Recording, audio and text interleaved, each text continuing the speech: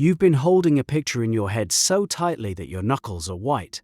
A specific job title, a specific person, a specific number in your bank account, and that death grip on the outcome might be the single biggest reason it hasn't arrived. Worse, it might be actively filtering out something you'd want more, something you can't even see yet because your focus is so narrow it works like blinders on a horse. Think about the last time you got something you genuinely loved. A friendship, an opportunity, a place you ended up living. Chances are you didn't script it in a journal at 5 a.m. It arrived sideways, through a door you didn't know existed, in a shape you wouldn't have thought to request. That pattern keeps showing up in psychological research, and the mechanism behind it is more concrete than you'd expect. When you fixate on a specific outcome, your brain activates something researchers call selective attention. You've experienced this as the car color effect. You buy a red Civic, and suddenly every third vehicle on the highway is a red Civic. They were always there. Your attention filter just moved. The same machinery works in reverse. Lock onto one version of success, and your perceptual system starts dimming everything that doesn't match the template. Opportunities that look different from your picture get sorted into noise. A hiring manager emails about a role that's adjacent to your dream job, slightly different title. You skim past it. A person who'd be a better partner than the one you're manifesting shows genuine interest. You barely register it. Your filter is working perfectly, which is the problem. So the mechanism that's supposed to help you find what you want becomes the mechanism that hides what you need. And the filtering gets stronger over time because attention works like a muscle. The more you rehearse a specific image, the more efficiently your brain discards anything that deviates from it. But selective attention is only the surface layer.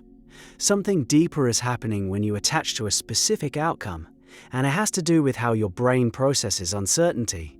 Humans are spectacularly bad at sitting with open-ended possibility. The feeling of not knowing what's coming, genuine unresolved ambiguity, registers as a low-grade threat. Your whole system prefers a mediocre answer over no answer. Researchers call this the need for cognitive closure, and the strength of that need varies from person to person. People with a high need for closure make decisions faster, commit earlier, and feel more confident. They also miss more. Manifesting a specific outcome is, at its core, a closure strategy. You take the discomfort of an open future and you collapse it into one picture. The anxiety drops immediately. You feel directed, purposeful, in control. And your brain rewards you with a hit of relief that feels like progress. That relief is the trap, because the moment you close on a specific picture, you stop scanning. The peripheral processing that picks up weak signals, odd connections, half-formed opportunities, all of that gets turned down. You traded a wide radar for a laser pointer.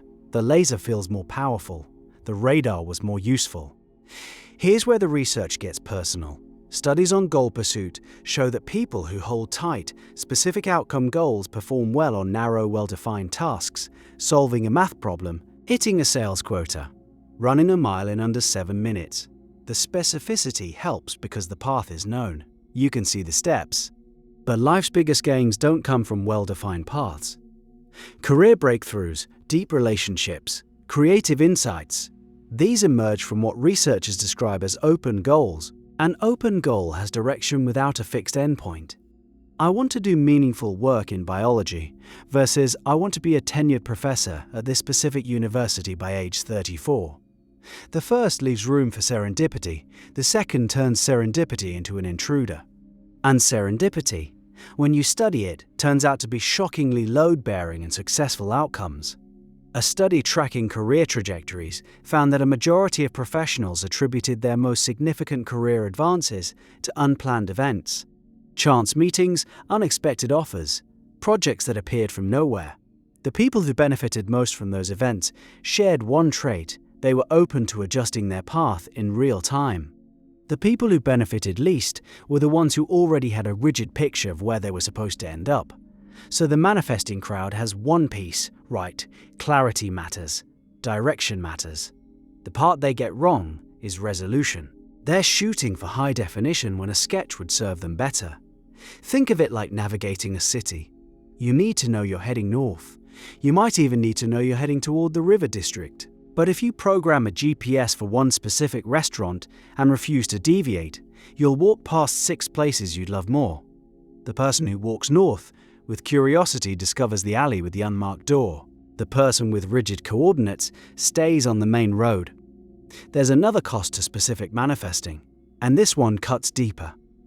When you attach your emotional well-being to a single outcome, you've created a binary. You either get the thing or you've failed.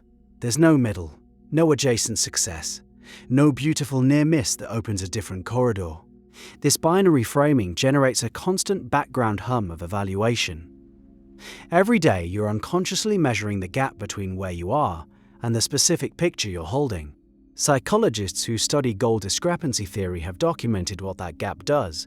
Over time, it generates chronic dissatisfaction that persists even when objective conditions are improving. You could be making enormous progress in a direction that would genuinely fulfill you, and the whole time you're feeling behind, because the picture in your journal shows something different. The cruelest part is that the dissatisfaction itself becomes a signal you misread. You feel the gap and conclude you need to manifest harder. Visualize more, journal more, hold the image tighter. Each turn of that screw narrows your attention further and increases the emotional stakes of the single outcome. The spiral tightens. Meanwhile, someone with a loose direction and genuine curiosity is stumbling into opportunities that look like luck from the outside. From the inside, it feels different. It feels like availability, like having enough peripheral vision to notice when something interesting is happening at the edge of your field. So what actually works? Directional intent without pixel-level specificity. You can want financial freedom without scripting the exact dollar amount. You can want a partner who makes life richer without casting a specific face. You can want creative work that matters without locking on to one job title at one company. The research on implementation intentions supports this. People do better when they plan their behaviors. When I encounter X, I will do Y. Rather than when they rigidly visualize end states, the behavior-level planning keeps you moving. The end-state visualization keeps you comparing. One generates momentum, the other generates measurement. There's a concept in design thinking called satisficing, choosing an option that meets your core criteria rather than optimizing endlessly for the theoretical best. Herbert Simon won a Nobel Prize partly for this idea. The satisficer doesn't settle. They've identified what genuinely matters, and they stay flexible on everything else. The maximizer, the one holding out for the perfect specific outcome, ends up less satisfied even when they objectively get a better result. The comparison engine never shuts off. Manifesting culture borrows the language of surrender while practicing the mechanics of control. Trust the universe sounds open, but when you pair it with a vision board showing one specific house, one specific body, one specific car, that's a purchase order, with the universe as your supplier. And when the delivery doesn't match the order, the framework has a convenient escape. You didn't believe hard enough. Your vibration was off. The failure is always yours. A more honest framework admits something uncomfortable. You don't know what the best outcome looks like. You can't. You're making decisions with partial information inside a system too complex for any individual to model. The appropriate response to that level of uncertainty is direction plus flexibility. A compass heading, held loosely, strong enough to move you forward, loose enough to let you turn when the landscape shifts. The people who stumble into their best lives almost always describe the same sensation in retrospect. They had a direction. They were in motion. And something appeared that they couldn't have designed because it required information they didn't have yet, connections that hadn't formed yet, a version of themselves that hadn't emerged yet. You can't manifest a version of yourself that doesn't exist yet.